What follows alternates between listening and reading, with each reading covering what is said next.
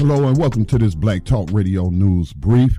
In this particular brief, we want to discuss this heartbreaking case of a black child being decapitated in Atlanta hospital and how that fits into the disparities in healthcare for black women. So in case you didn't hear, there was a harrowing incident from a Metro Atlanta hospital. A newborn, Treveon Isaiah Taylor Jr., was allegedly decapitated during childbirth. Now, the hospital maintains that the child died in utero before the delivery and was decapitated postmortem.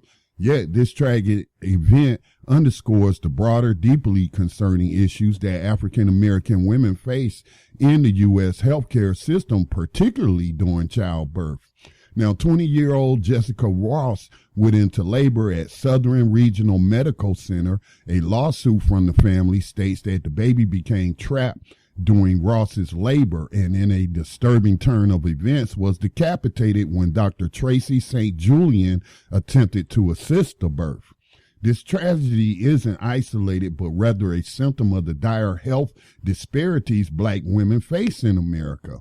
According to numerous studies, black women are disproportionately affected by complications during childbirth. The reasons are multifaceted, including systemic racism, limited access to quality care, and biases within the medical community. Now, the lawsuit accuses Dr. St. Julian, her OBGYN practice, the hospital, and the medical personnel involved of negligence and the wrongful death of the baby. It also alleges an attempted cover-up regarding the decapitation. While Southern Regional Medical Center asserts that the infant's death occurred in utero, they deny employing Dr. St. Julian. The Clayton County Medical Examiner's Office, on the other hand, contradicts the hospital statement, claiming they were alerted of the decapitation by a funeral home rather than the hospital as mandated by state law. Now, Director Brian Byers of the Clayton County ME's office labeled the case as one of the most disturbing his seasoned investigators have ever faced. It's tough for the police department to see these images, he commented, emphasizing the shock of the situation. Ross's tragic experience is another reminder of the disparities faced by African American mothers.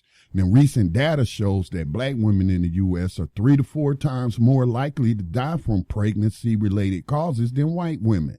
Conditions like shoulder dystocia, which the baby suffered from, require prompt medical response and experience, emphasizing the need for equitable care and diligence in maternity wards.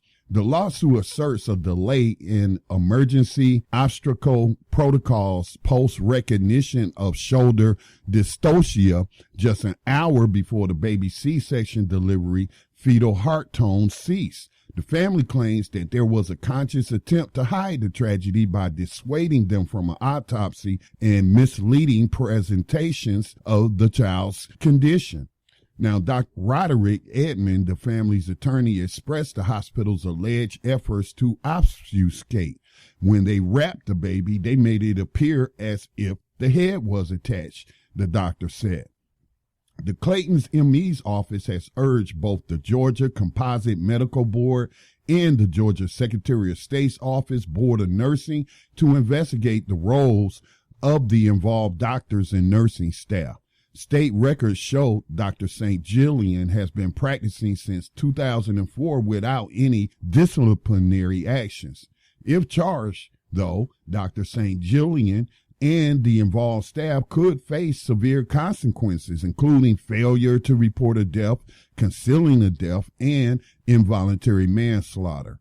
In the end, this horrifying incident highlights the pressing need to address the systemic health disparities black women endure, ensuring that they receive the same level of care and attention as any other patient. The fight for equity in healthcare is far from over. This has been Scotty Reed with a Black Talk Radio News Report.